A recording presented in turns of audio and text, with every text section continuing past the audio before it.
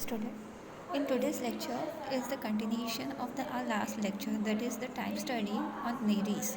Okay, Nereis belong to the phylum Annelida, class Polychaeta. Okay, and in our class lecture we have already discussed about the few general characteristics, that is the parapodia, then the digestive system, what are the different food they eat and all, plus body cavity, locomotion, which is already covered in our last lecture. From now, like in this today's lecture, we will do the circulatory system, the nervous system, sensory organ, and the reproduction system. Okay, so we'll start with our circulatory system. The circulatory system is the closed type in a Nereis. What do you mean by closed type? Closed type circulatory system is in which the blood will flow in within the vessels. Okay, so there will be vessels are there which carries the blood. Okay, and in a open type of circulatory system, the blood is flowed in a cavity, body cavity, directly. There is no presence of vessels. Okay, so this is the higher level of organization, whereas the closed type of circulatory system is observed. Okay, and in this it consists of dorsal vessel, the median ventral vessel, and the lateral vessels. Okay, so the blood vascular system or the circulatory system is consists of three, that is dorsal vessel, ventral vessel, and lateral vessel. The dorsal vessel is the collecting and contractile vessel, and in this the blood will flow forward. Okay, that is the anterior is bifurcated and forms a plexus on the esophagus that joins in the ventral vessel, that is in the fifth segment. Okay, and they receive the blood from the stomach intestine by mean of two pairs of short vessels in each segment, and these vessels are known as a dorso-intestinal vessel. Okay, and blood from the body wall, then the parapodia and the nephridia is also collected by the dorsal vessel through the lateral vessel. Okay, however, in the esophageal region, it acts as a distributing vessels and supplies blood to the esophagus through the branches. So dorsal vessel, what the function of dorsal vessel? Dorsal vessel is a collecting vessel, collecting or the contractile vessels, and that will push the blood in forward direction.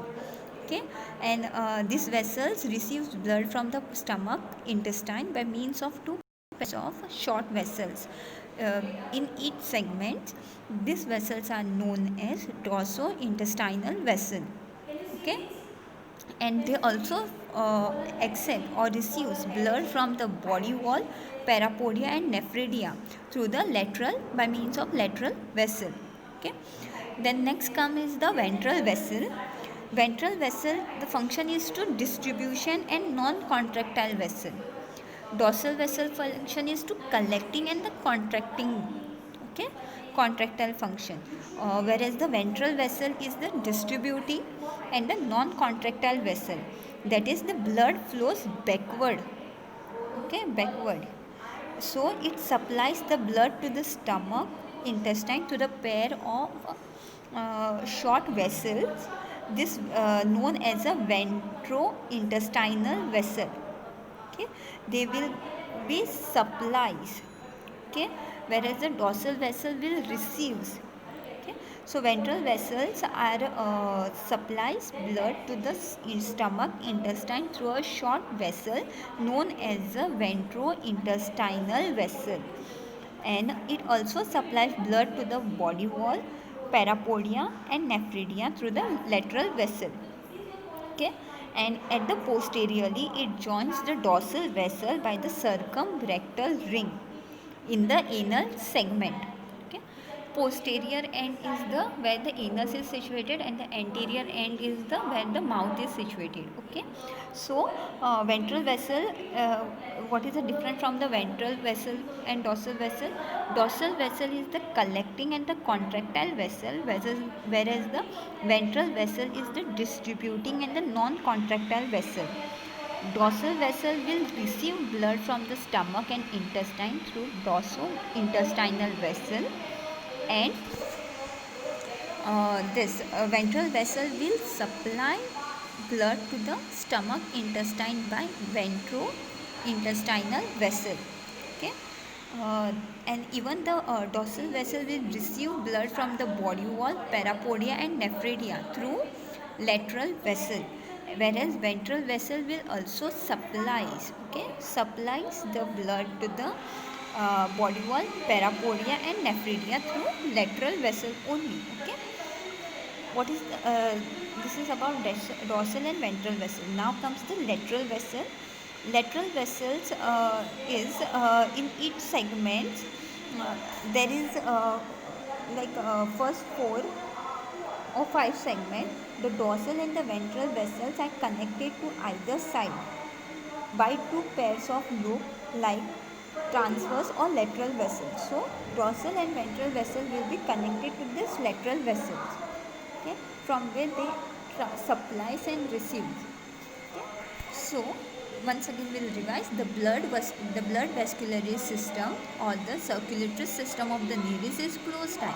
That is, they will be shown the blood will flow through the vessels. Okay, and this circulatory system is consist of three, that is dorsal vessel, ventral vessel and the lateral vessel. Dorsal vessel is the collecting and contractile in function, that is they will push the blood in forward direction. Okay, and this dorsal vessel receives the blood from the stomach and intestine by means of dorso-intestinal vessel, and also from the body wall, parapodia and the nephridia it receives blood through the lateral vessels. Okay, whereas the ventral vessel will the function is to distribution and the non-contractile vessel, that will they will the blood will flow in backward.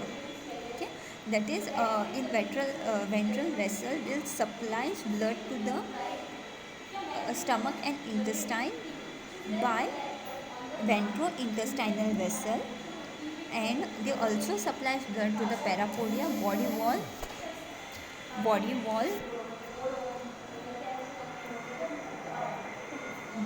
wall by the uh, mean of lateral vessel.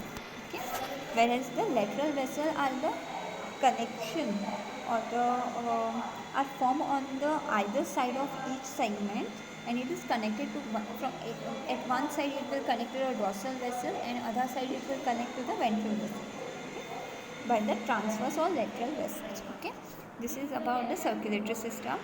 Next is the excretory system. The excretory organ in the nares consists of series of segmentally arranged, pair coiled and ciliated tubes called as a segmental organ or the nephridia. Okay. So excretory system is consist of nares is of nephridia, which is placed in each segments. Okay, but they are but uh, this pair of nephridia is in each segment is present except in first, that is peristomia, and in the anal segment. Okay, and each nephridia is formed of the syncytial mass of the protoplasm that contain a long convoluted ciliated canal called as a nephridial tubule. Okay. And this nephridial tubule passes through the septum into the anterior segment, where it opens out by ciliated funnel called as a nephrostome. Okay. For better understanding, we'll see a figure.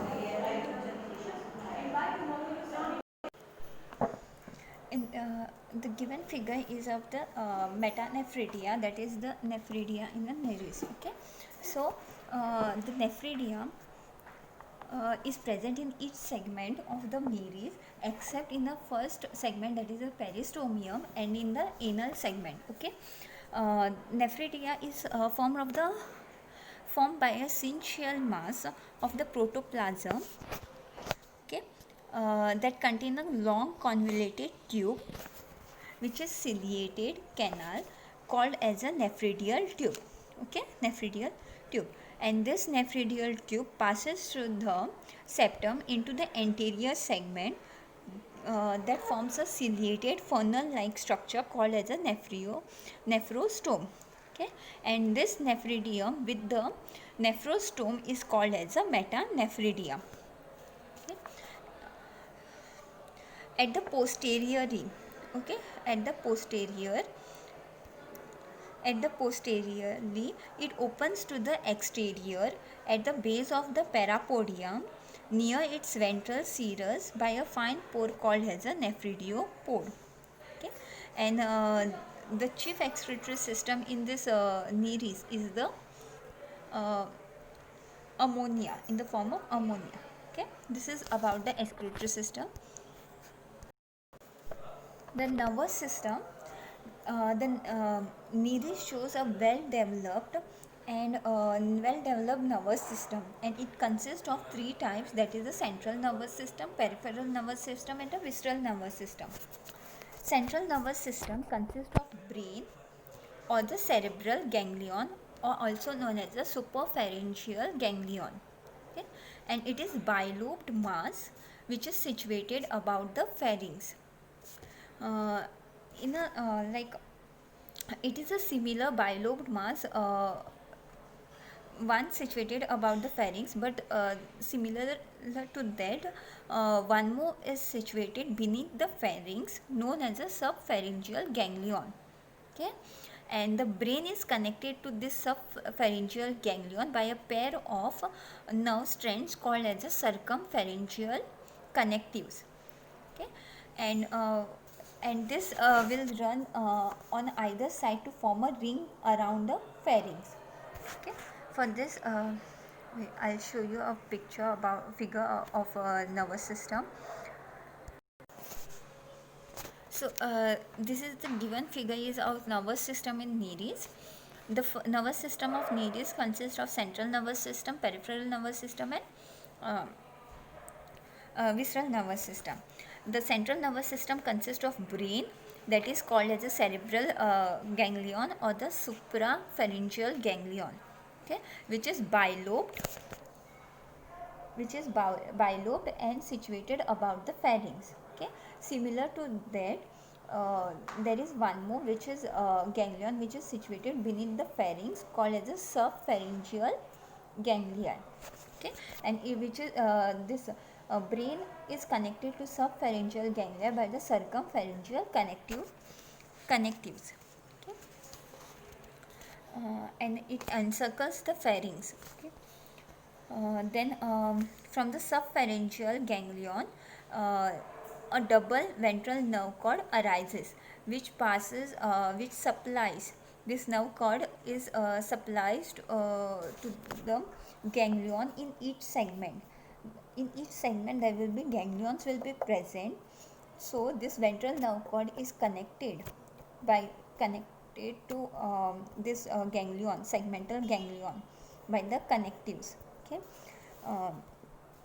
and thus forming a segmental ganglion. Then this is about the central nervous system. Next is the peripheral nervous system. Peripheral nervous system forms the brain. From the brain, the nerves, and from the ganglia, a ventral nerve cord constitute this peripheral nervous system. Okay, the nerves from the brain and from the ventral nerve cord forms the peripheral nervous system. The brain gives out anteriorly a pair of short nerves to the prostomial tentacles. So peripheral nervous system consists of nerves that nerves come from the brain and from the ganglia of the ventral nerve cord. Okay, and this the nerves from the peripheral nervous system is given to the prostomial tentacles and pair of pulps. Then the dorsally at the anteriorly this is given to the peristomial tentacles and the pulps, pair of the pulps situated on the peristomia.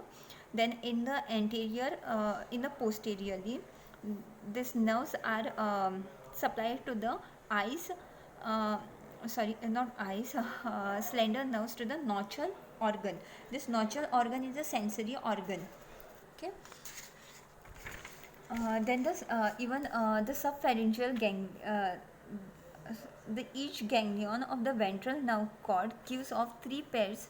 The first pair is the anterior segment, the second is the parapodia, and the third is the septum and the other organs. Okay. Then comes the visceral nervous system. Visceral nervous system consists of a network of fine nerves that are that forms a small ganglia on the dorsal and the ventral side of the pharynx. Okay. So next is the sense organ. Um, Hence, nereis are active nocturnal during that is active during the night, and it is free swimming and predaceous life. Shows a predaceous life. They have developed a well developed sensory organ or sense organs are there. Okay, so first one is the peristomial tentacles.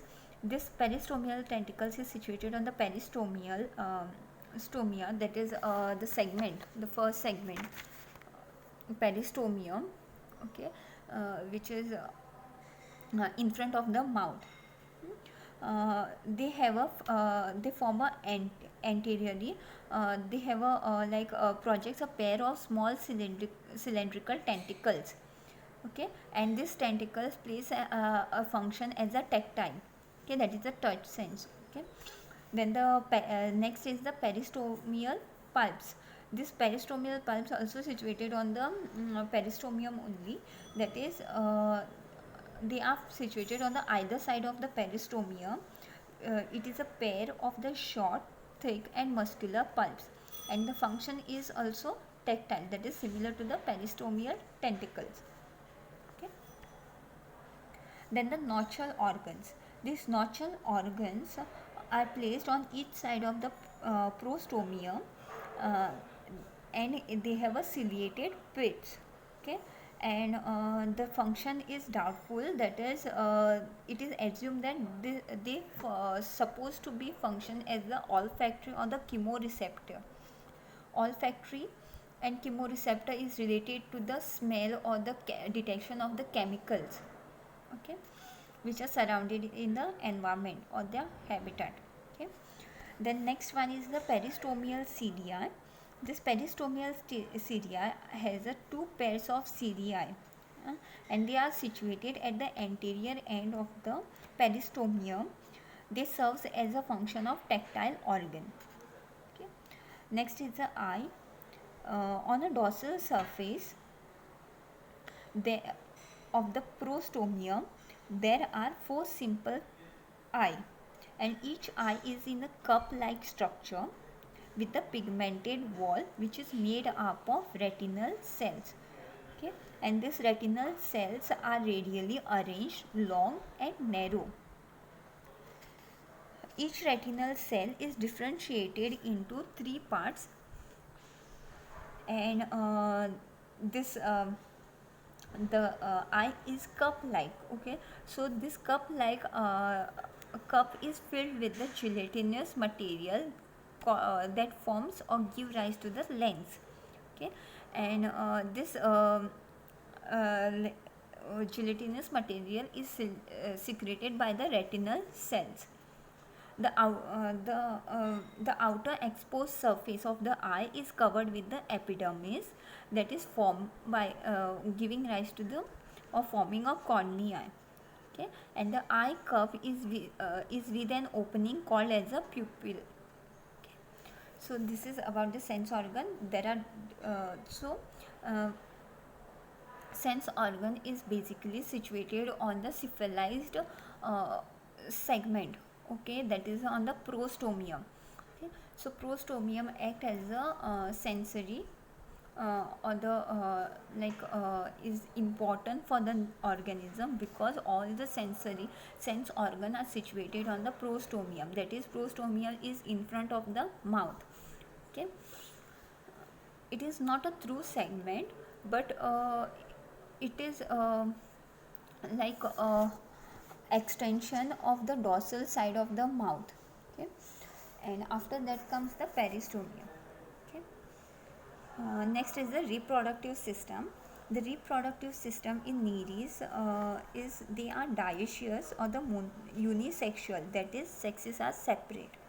Okay, in this the gonads are temporary organs that they will appear only during the breeding season, that is in the summer month. Okay, the gonads, that is testes or ovaries, develop by a rapid proliferation and the modification of the ventral coelomic epithelial cells. The reproductive cells are found in each segment except near the anterior end, that is in the prostomium and peristomium. Okay, but in a okay, and gonads have no gonoducts, that is the sex cells are discharged into the coelom, or the sex cells are matured while floating in a coelomic fluid. So there will be no outlet the sex cells will be matured within the coelomic fluid only while they are floating. Okay, and the mature or the ripe ova and the sperm escape through the nephrodeopore. Okay, and or by the rupture of the body, and the fertilization takes place outside, that is fertilization is external in the sea water or in the water. Sexually mature nereis,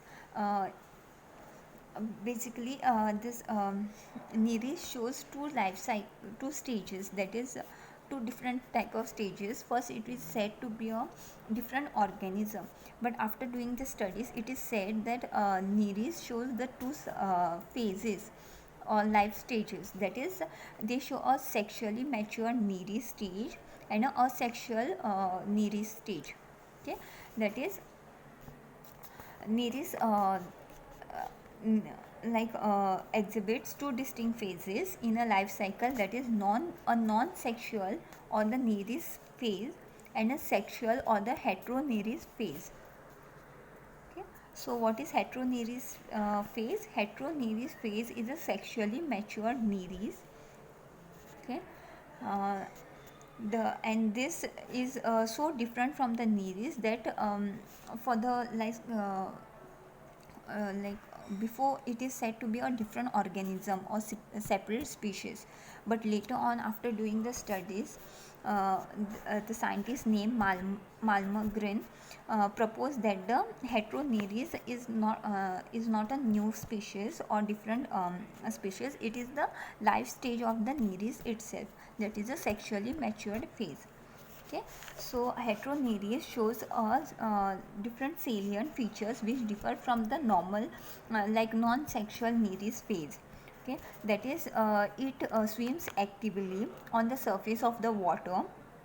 They have become a large they have an eye which is larger than the as compared to the nereis phase. Then the peristomial tentacles are elongated, anal cilia are elongated, then the phygidium develops spatial sensory papillae. Okay, then the intestine become dorsoventrally flattened and reduced and functionless. Okay, because this functionless, because the main function of this heteronereis is to reproduction. Okay, so more focus will be on the reproduction only because they conserve the energy for the reproduction. The body is divided into an anterior non-sexual part, that is a talk, and the posterior sexual part, that is epitalk. Okay, and epitalk is filled with the gametes. Okay, I'll show you the figure of heteronereis. This is the figure of heteronereis. Heteronereis, as we see in the figure, that is the body is divided into two parts, that is Um, the first is non-sexual part, that is a talk, and other part is the posteriorly. It is a sexual part, that is epitoke, where the it is filled with the gametes. Okay. In this also the parapodium develops like a leaf-like structure. Okay. It is because they supplied with the large amount of blood to increase the respiratory rate. Okay. Even the type of parapodia or setae is changed as compared to the other half, that is they will show a odd shaped setae. Okay. And this modification is for the actively used for the swimming. Okay.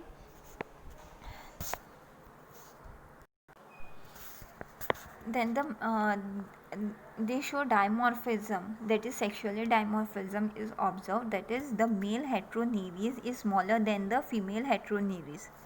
Okay. And this all the modification or heteroneries stage is brought about by the action of the hormones. Okay. Then what is the significance of heteroneries? This heteroneries allows or provides us swims in a large numbers. So during this a mass movement of the sperm and the ova are liberated into the sea, where fertilization takes place. And so this whole process or the is called as a spawning. Okay. And this also helps in the dispersal of the species. Okay. Then next is the development of nereis is indirect, that is the life cycle include a trophophore larva. The egg is spherical in shape. It is covered by a three membranes, that is namely outer jelly coat, a middle thin membrane, and the inner zona radiata. Then the fertilization is external, that is it occurs in the water, and after the fertilization of the egg is called as a zygote. Okay. The cleavage is segmentation of the egg into the blastomeres, and cleavage is holoblastic, unequal, spiral, and intermittent type. The cleavage leads to the formation of the blastula. Then the blastula develop into gastrula, and the gastrula develop into trophophore larva. Okay. The trophophore larva is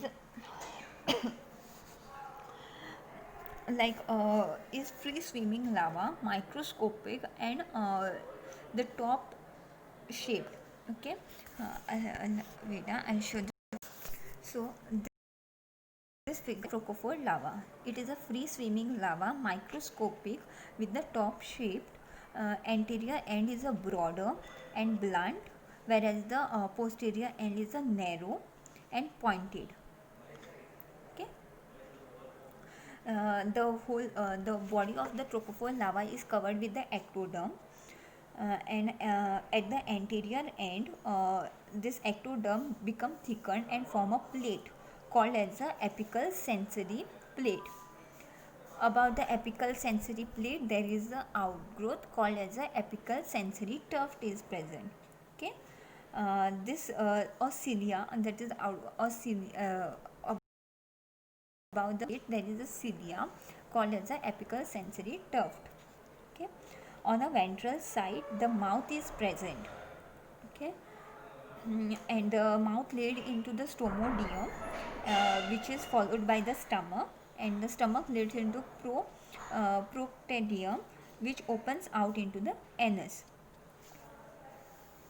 Then the body has two regions, that is namely preoral lobe and the postoral lobe. Anteriorly it is called as a preoral lobe, and posteriorly it is called as a postoral lobe. Okay. The preoral lobe is located in front of the mouth, and the postoral lobe is located behind the mouth. The body cavity lying in between the gut wall and the body wall is called as a blastocele. Okay. And blastocele contains the mesenchyme cells. Okay. So this is about the trophophore larva. Then after the trophophore larva, they show a metamorphosis.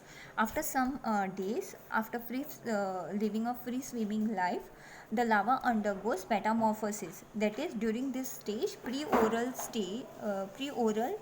lobe develops into the prostomium, and the post-oral lobe develops into an elongated, uh, forms a elongated and becomes segmented. Okay, the first segment develops into the peristomium, that is post oral. Okay, so once again we'll revise. That is, in metamorphosis, what happens in the pre oral lobe develops into the prostomium. Prostomium, where all the sense organs are located, and uh, post oral lobe elongate and becomes a segmented, and first segment becomes the pre-oral peristomium. Okay, and the last segment develops into the phygidium. Okay, and then the lava settles to the bottom and leads to the creeping mode of life. So with this we have finished the type study on Mary's, but one note is that is the significance of this metamorphosis. The presence of this trochophore lava is a great help to the phylogenetic studies, because this the occurrence of the animal in an animal kingdom by this trochophore lava says that this trochophore lava is a lava stage in many of the phylum, that is in Turbellarea, that is in Platyhelminthes, then Mollusca, then Polyclades, then Bryozoa, and in Annelids. So it is said that the among this group, the early stage of development, the most almost the identical to this identical to the trochophore lava stage. So this state that they shows a common ancestry. So the presence of this trochophore lava is used in the phylogenetic studies. Okay, and from this the Hertzsprung formulated a theory called as the trochophore theory, and according to this theory, almost all the present day bilateral phyla are originated from the hypothetical ancestor called as the Trochozoan. Okay, and it resembles the trochophore lava and the adult rotiphore. So this is just a note for you. With this we have completed our syllabus. If you have any difficulty, then please ask me. And if even there is difficulty in preparing the notes, then you can ask me, but I will not give you a ready-made notes for everything. If you have any difficulty, then please let me know. Okay, thank you.